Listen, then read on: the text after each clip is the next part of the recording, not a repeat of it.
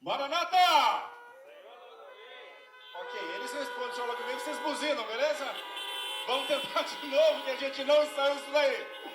Então eu falo Maranata e você, ó, o Senhor logo vem buzinando. Se vira, como diz, né, hashtag, que lutem aí, tá?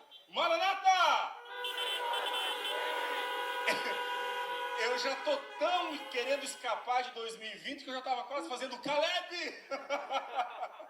Boa noite, que bom que você está aqui de coração. Deus seja louvado pela sua presença. Ontem ainda eu te convidava pelo vídeo, dizendo da oportunidade que nós tínhamos de estarmos pela última vez em um Freedom e um Freedom Drive-In. Nós não temos ideia do que nos aguarda daqui para frente, mas uma coisa eu tenho no meu coração e quero compartilhar com você nesse momento. Gálatas... Cadê a música, gente? Fazer música? Claro. Vocês estão aqui para quê? É por isso que eu tô... Por isso tem gente que quer usar playback, sabia? É muito custo. Eu estava dizendo, eu não sei o que nos aguarda daqui para frente, porque de coração falando para vocês, nem nos pesadelos mais insanos, no começo de 2020, eu imaginava que a gente passaria por tudo aquilo que a gente está passando nesse 2020. Eu lembro que há 2 dias do Save One, quando a gente teve que cancelar o evento, na minha cabeça fiz uma reunião com a equipe, depois fiz uma reunião com o pessoal, e na minha cabeça era tranquilo. Não, no final de maio está tudo tranquilo, né? E as coisas não estão tranquilas ainda. A gente não tem ideia do amanhã, mas a gente tem ideia de quem. A gente tem ideia de quem domina o amanhã. A gente conhece aquele que sabe o fim desde o princípio, embora a gente não conheça o amanhã. E aquele que conhece o fim desde o princípio inspirou o apóstolo Paulo a nos dizer, através daquilo que está escrito na carta de Gálatas, no capítulo 5, no verso 1, no que se constitui meu texto bíblico predileto. Gálatas 5, verso 1. Vocês foram feitos totalmente, completamente livres em Cristo. Vocês foram completamente libertos em Cristo. Portanto, não vos sujeitai a nenhum tipo de jugo de escravidão. Freedom não é apenas um slogan de um programa jovem. Freedom, liberdade, é uma lembrança que nós existimos, fomos criados, pensados para a liberdade em Cristo Jesus. Todos nós que chegamos aqui somos mais do que vencedores por meio daquele que nos amou. E ok, embora a gente tenha sido recebido com toda aquela festa ali na entrada, a gente completou mais uma corrida dessa longa jornada, essa jornada chamada vida. Que em cada etapa você, querido jovem, que em cada etapa você possa contar com aquele que nos tornou mais do que vencedores através do seu amor. Obrigado pela sua presença, de coração. Tudo isso que é feito por essa equipe maravilhosa do Freedom, tudo isso que é feito através de todas as cooperações e parcerias, é feito pensando em você. Então, é com o coração aberto e com humildade que, em nome de todos eles, a gente agradece você por que você está aqui. É a sua presença que dá sentido a esse ministério, que é para prover um encontro entre você, teu semelhante e o teu Deus, num contexto como esse, que tudo isso foi preparado. Eu quero, antes de fazer a oração, eu quero pedir para vocês uma salva de buzinas, de agradecimento e reconhecimento ao trabalho de toda a equipe, de todo mundo, desde o pessoal que ao terminar o Freedom passado já estava pensando nisso. Então, se você é grato a Deus e reconhece que Deus usa esse pessoal para abençoar a tua vida, dá uma buzinada aí. A gente aqui aplaude e você buzina. Deus seja louvado. Eu quero convidar nesse momento para dirigir uma palavra de oração para a gente. Pastor Emerson Tomás, ele é o pastor do Distrito de Caminho Novo. E embora o Freedom seja um programa do Distrito Jardim Eldorado, com participação de gente de vários distritos, nós estamos aqui no território do pastor Emerson Tomás. Pastor, abençoa essa juventude, abençoa essa noite, entrega a nossa vida nas mãos de Deus. nesse momento, por favor. Querido Deus e Pai, nós te glorificamos, Senhor. Hoje vivemos um sábado maravilhoso na sua companhia e agora nós estamos começando essa semana de maneira fabulosa aqui, Senhor, nesse espaço tão precioso. Nós queremos te louvar pela vida dos proprietários, da proprietária desse local, que abriu essa oportunidade para que nós pudéssemos adorar a Deus aqui. Senhor, muito obrigado por esta noite brilhante que nós vamos viver na sua companhia. Nós sabemos, Senhor, que por detrás de tudo isso há toda uma preocupação, todo um preparo, todo um estresse, toda uma entrega. E neste momento, Senhor, nós queremos materializar aqui o resultado dessa entrega, o resultado dessa dedicação, fazendo deste um sensacional Freedom. Por favor, Senhor, que o Senhor seja adorado, que o Senhor seja glorificado nesta noite e que nós, todos que estão aí dentro dos carros, todos que estão sintonizando, por favor, que sejam todos abençoados no nome do Senhor Jesus. Por favor, Senhor, que esta seja uma noite de decisões para cada jovem, para cada um que está aqui. Por isso que a tua bênção esteja com todos. Nós oramos no nome do Senhor Jesus. Amém. Meus amados, boa noite a todos. Que alegria a gente estar juntos nesse Freedom Drive-In. Eu tenho o privilégio agora de apresentar para vocês um dos pastores mais queridos que pelo menos eu conheço, e você vai concordar, você que conhece, ele começou o ministério nesse campo, ele foi menino nesse campo, cresceu aqui, se tornou pai aqui também, e rodou o Brasil, no sul do Brasil, e hoje é o líder de jovens da nossa associação vizinha, Associação Catarinense. Então nós vamos receber a Associação Norte Catarinense. Nós vamos receber com todo carinho, com todo entusiasmo, do buzinaço agora. Vamos receber nosso querido pastor Vini. Isso aí, mais forte. Obrigado. Muito obrigado. Pensa numa coisa boa, é estar de volta. Sabe que eu sou do Rio Grande do Sul, alguns de vocês sabem, mas a verdade é o seguinte, o gaúcho ele pode falar o que quiser. Depois que esverdeia a barriga uma vez, não larga mais daqui. A gente vai lá, dá uma volta e volta para cá. É muito bom estar de volta. E é muito legal reencontrar muitos de vocês. E quando eu penso em reencontro, em voltar para um local onde nós já estivemos, tem uma história que vem imediatamente à minha memória, e eu quero dividir essa história com você hoje, para a gente tirar algumas lições da Bíblia, tá bom? Essa história está no último capítulo dos Evangelhos. João é o último evangelho, e essa história está no último capítulo de João. João capítulo 21. Se você tem Bíblia aí, pode ser no celular, pode ser a Bíblia física, você abre a sua Bíblia. Se não, você acredita em mim. Vai pela fé. João capítulo 21. Eu vou ler junto com você do verso 1 até o verso 3, tá bom? Nós vamos refrescar a memória e vamos lembrar a história.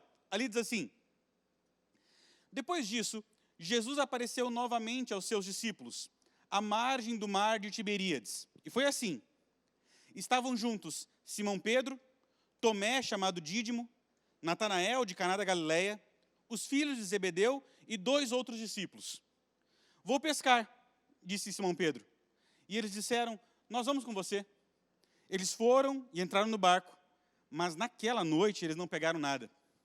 Sabe, eu digo para você que essa história me faz lembrar de situações de retorno a algum local, porque essa é pelo menos a 3ª vez que os mesmos personagens vão se encontrar no mesmo lugar. Aqui a Bíblia fala de Mar da Galileia, mas é o mesmo a praia do Mar Vermelho, a praia dos Gerazeus. É o ambiente primário dos evangelhos. E você lembra como essa história continua? Eles vão chegar sem com nada no barco, com um barco vazio, e eles vão ver de longe um vulto, que eles não identificam quem é Jesus. Esse vulto, essa pessoa pede que eles lancem de novo a rede, e agora eles lançam, e a Bíblia fala que a rede vem cheia de peixes, e daqui a pouco, um dos personagens, João, ele olha para Pedro e fala assim, Pedro, presta atenção, isso aqui é um déjà vu, a gente já viveu isso antes, Pedro. Igualzinho, nós estamos aqui sem fazer nada para fazer, tu tem uma ideia, vamos pescar, a gente vai atrás, e daqui a pouco não pegamos nada a noite inteira. Quando estamos chegando, um ser que nós não sabemos quem é, manda jogar a rede de novo, a gente joga e vem cheio de peixe. É a terceira vez igual, Pedro. É Jesus. E agora Pedro vai se jogar na água para ter uma conversa íntima com Jesus. Mas antes de falar dessa conversa, eu quero lembrar você, como eu disse antes, que essa é a terceira vez que esse encontro está acontecendo. A primeira vez aconteceu mais ou menos 1000 dias antes, quando Jesus está caminhando naquela mesma praia, e uma multidão o acompanha, só que ele ainda não tem nenhum discípulo. E agora ele encontra um grupo de homens, também voltando de uma noite de pesca, entre eles, Pedro. E Jesus vai fazer para Pedro uma proposta muito curiosa. Ele oferece a Pedro uma reestruturação profissional, um recomeço, um restart. A proposta é a seguinte: Pedro, vamos começar de novo? Vamos mudar o seu ministério. Não, mudar o ministério não, o ministério vai ser o mesmo. Vamos trocar o bicho. Sai peixe e entra gente. Você vai continuar na área da pesca, Pedro, mas nós vamos trocar o animal.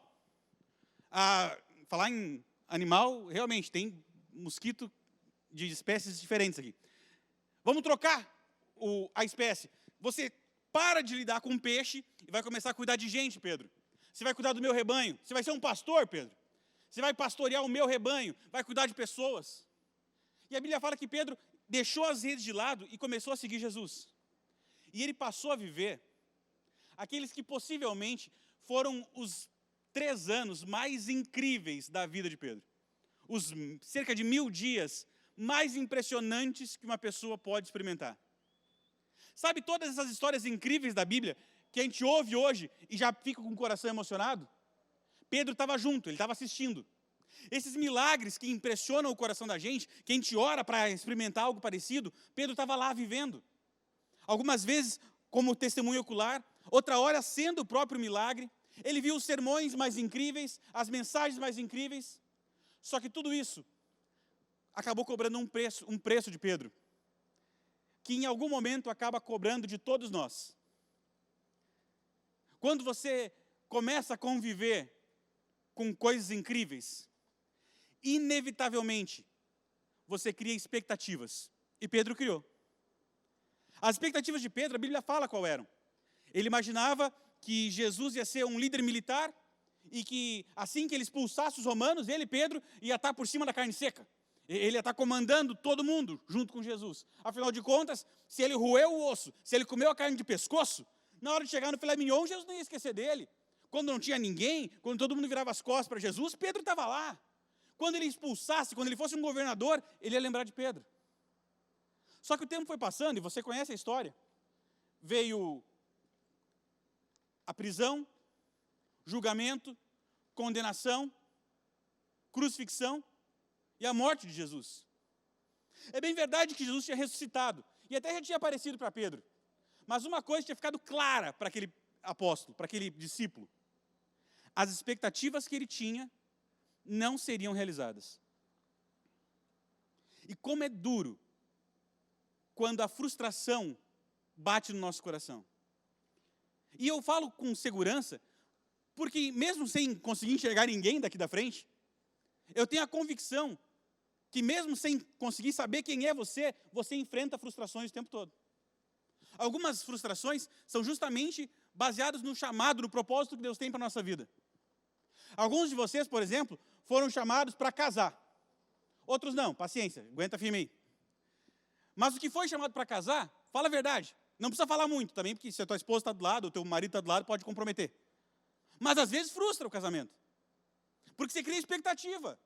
Você criava expectativa com esse camarada que você casou. Que um dia ele ia aprender a pendurar a toalha molhada. Um dia ele ia ajudar a lavar a louça. Mas não tem jeito. Você criava expectativas. Mas vá beijo, esse sapo miserável não se transforma em príncipe. Expectativas frustradas. Você, marido, você também criou expectativa. Você também imaginava, não, ela vai ficar para sempre assim, compreensiva, querida, pontual. Não vai. Está no nosso DNA frustrar uns aos outros. Nós também criamos expectativas da nossa vida profissional, com uma promoção, um aumento, vida acadêmica, graduação, mercado de trabalho. E às vezes a gente cria expectativa com a igreja também.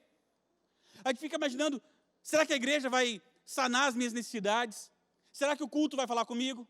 Será que o Freedom vai ser legal? A gente cria expectativa o tempo todo. E às vezes temos expectativas até sobre Deus. A gente fica imaginando, será que Ele vai responder essa oração?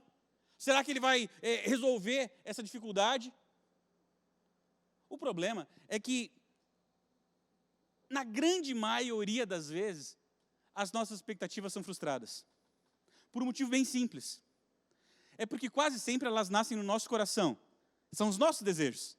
E a Bíblia fala assim, que é enganoso o coração do homem. E agora está ali Pedro. Jesus já tinha ressuscitado, aparecido com ele, mas ele já tinha sacado que ele nunca ia ser governador, que Pedro nunca estava mandando em cima dos outros. E por isso Pedro tem uma ideia, que lá no sul a gente diz que é uma ideia de jirico, uma ideia besta, uma ideia tonta. A ideia de Pedro foi assim, eu vou pescar. Você está percebendo a burrice da ideia? Ele está dizendo o seguinte, já que as minhas expectativas não foram correspondidas, já que aquilo que eu sonhei não se realizou, já que aquilo que eu queria eu não recebi, então eu vou voltar a fazer o que eu fazia antes dele aparecer. Você já sentiu essa tentação também? Alguma coisa na igreja, quem sabe, não aconteceu como você queria. Aí você pensa, quer saber? Eu vou largar esse chamado, vou largar esse ministério, isso aqui só dá trabalho, não está correspondendo. Às vezes é o pastor que arrebenta com você, que te frustra. E você pensa assim, quer saber? Eu vou largar da igreja, porque aquilo que eu esperava não está acontecendo, é só decepção. Eu vou pescar. Ou quem sabe, na nossa vida atual, eu vou voltar para a vida que eu tinha antes. E isso é uma burrada sem tamanho, porque você não é mais o mesmo. Ninguém passa 1000 dias com Jesus e é a mesma pessoa depois. Ele muda a gente. Não adianta querer voltar para o mar para pescar, que as coisas não vão funcionar. Mas não estava ninguém ali para avisar Pedro. Eu estou aqui para te avisar. Você ia antes na balada e passava o rodo, cara, não vai mais, que não vai dar certo. Essa cantada que era infalível, ninguém mais cai. Porque você é outra pessoa. Passar tempo com Jesus fez você falar de um jeito diferente. Antes você passava a perna em todo mundo e ganhou dinheiro fazendo isso. Cara, não tenta repetir, você vai morrer de fome, infeliz. Porque agora você negocia diferente. É o preço de andar com Jesus. Só que ninguém avisou isso Pedro. E agora Pedro vai lá, passa a noite pescando e acontece o inevitável. Ele não era mais pescador de peixe. Ele volta com um barco vazio. E Jesus fala, olha, sem que Pedro soubesse que era ele, joga a rede de novo. Pedro vai jogar, você conhece essa história. A rede vem cheia de peixes e agora eles trazem com dificuldade. João fala, é Jesus. Pedro se joga na água para se encontrar com Jesus. E quando eles chegam na praia, Jesus está esperando ali com uma refeição, pão e peixe, é o primeiro McFish da história. Está ali esperando por eles. Eles têm uma refeição. E Jesus vai agora, depois de comerem, ter um dos diálogos mais famosos da Bíblia. Uma das conversas mais conhecidas da história vai ser travada entre Jesus e Pedro. E dessa história, eu quero tirar 2 lições para a tua vida e eu vou terminar, tá bom?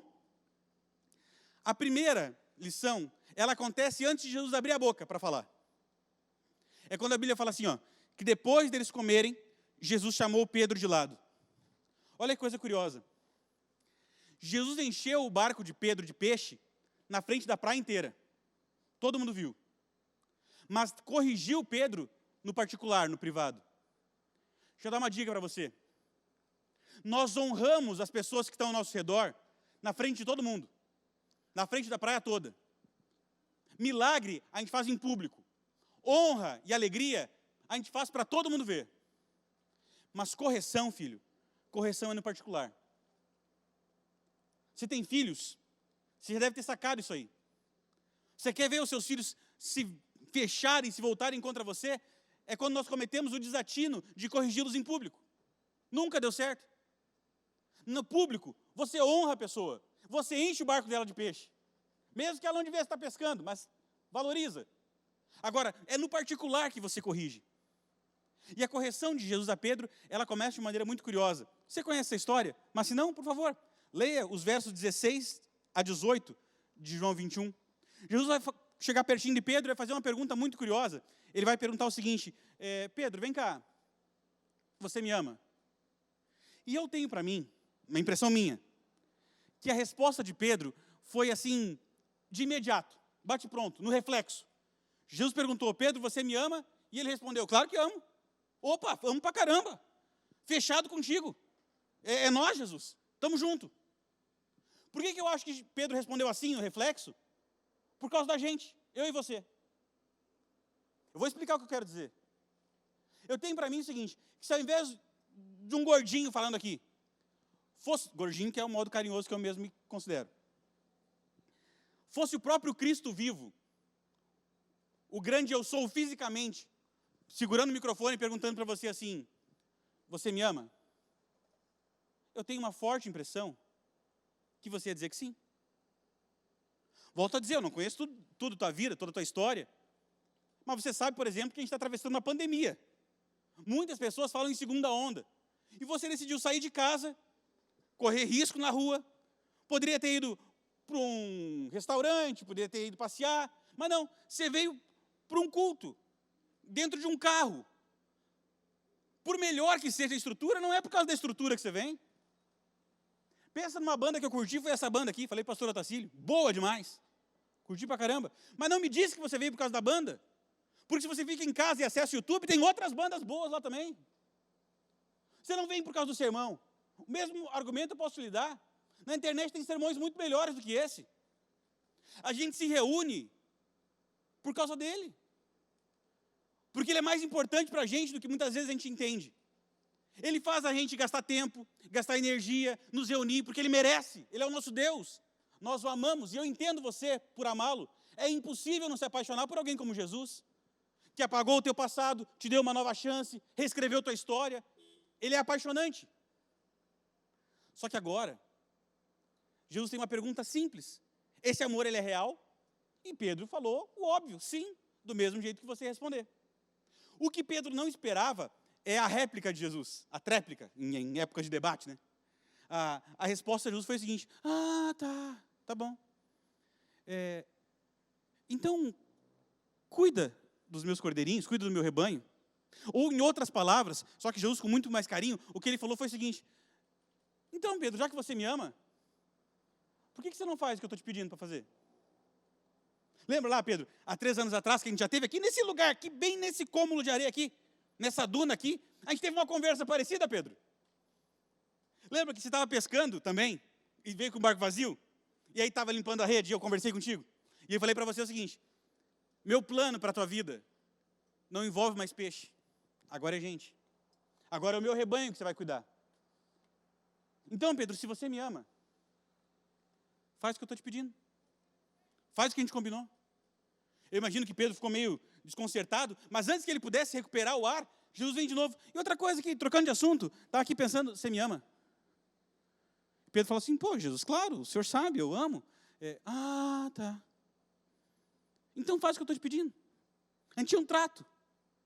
Se você me ama, faz o que a gente combinou.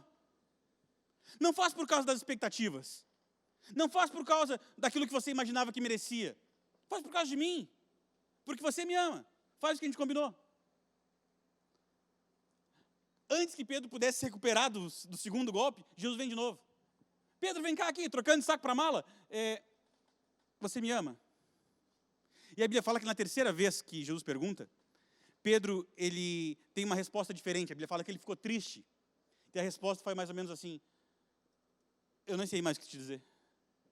Senhor, tu sabes todas as coisas. Sabe que eu te amo. Dá quase para ver nas entrelinhas Pedro dizendo assim, eu te amo. Mas quando menos espero, estou lá eu no meio do mar atrás de peixe de novo. Parece que é mais forte que eu, tem uma coisa que me atrai. Eu gosto dessa velha vida. E aí Jesus fala assim, não, Pedro, tudo bem, mas faz o seguinte, daqui em diante, cuida do meu rebanho, apacenta os meus cordeirinhos, faz o que a gente combinou, por amor a mim. E agora eu quero terminar e já lhe fazer um desafio bem simples. Qual tem sido o chamado de Deus para a tua vida? Na vida de alguns, como eu falei antes, Deus fez o chamado do casamento. Na vida de outros, quem sabe de um ministério na igreja. Talvez o chamado de Jesus para você seja justamente para você se entregar para Ele. Para você ter uma vida diária com Ele. Pode ser que nesse chamado, em algum momento da tua vida, da tua história, você também tenha se decepcionado. Também tenha se frustrado. Também tenha criado expectativas que não foram correspondidas. Nos teus relacionamentos, na tua vida financeira, num tratamento de igreja, não sei. O que eu sei é que Jesus tem a mesma pergunta para você hoje, bem simples. Você me ama? E porque eu sei que a sua resposta é sim, eu quero que você escute o eco da voz de Jesus lhe dizendo o seguinte: então faz o que eu estou te pedindo. Deixa para trás as expectativas frustradas. Deixa para trás os lugares de onde eu já te tirei. Esquece peixe. Não volta para o lugar de onde Jesus já te tirou. Esquece a velha vida. E porque você me ama, faz o que eu estou te pedindo. A grande lição dessa história é que nós fazemos o que fazemos não é por causa de relacionamentos, motivações financeiras, sucesso, exposição. Nós fazemos o que fazemos, nós atendemos o chamado por causa dele. É tudo por ele. Sempre foi tudo. Tudo por ele. E o meu desafio para você hoje é bem simples. Da próxima vez que você for tentado, assim como Pedro, a voltar a fazer o que você era antes de Jesus aparecer na sua história, lembra, o chamado não tem a ver com as suas expectativas, tem a ver com ele. É tudo por ele. É por ele que nós fazemos, somos e temos aquilo que somos, temos e fazemos. É tudo por ele. E porque é tudo por ele, nada pode nos deter. Feche teus olhos, vamos orar. Pai querido, muito obrigado pelo teu carinho e o teu cuidado.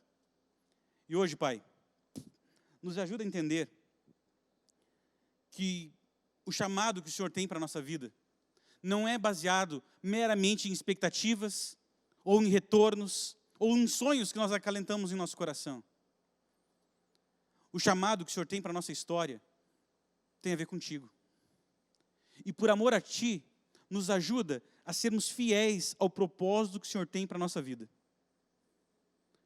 Nós não queremos voltar para os peixes, Pai. Nos ajuda a cumprirmos o Teu plano para a nossa vida. É o que nós te pedimos, em nome de Jesus. Amém.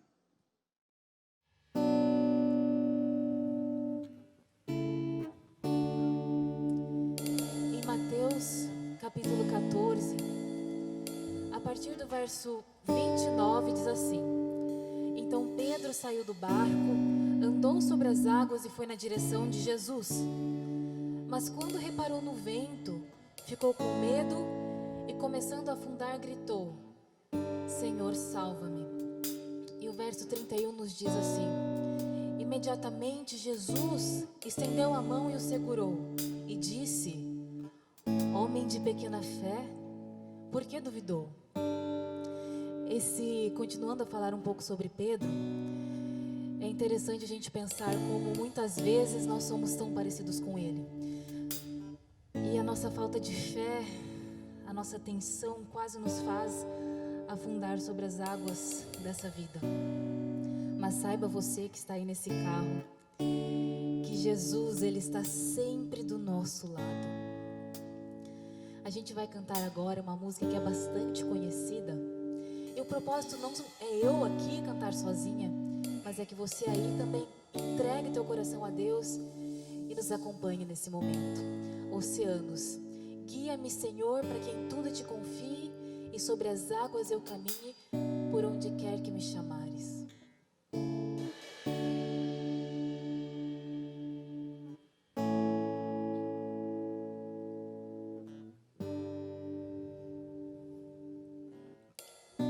Tua voz me chama sobre as águas, onde os meus pés podem falhar.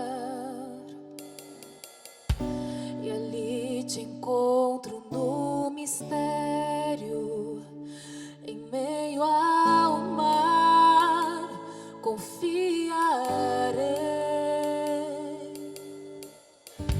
E ao teu nome clamarei,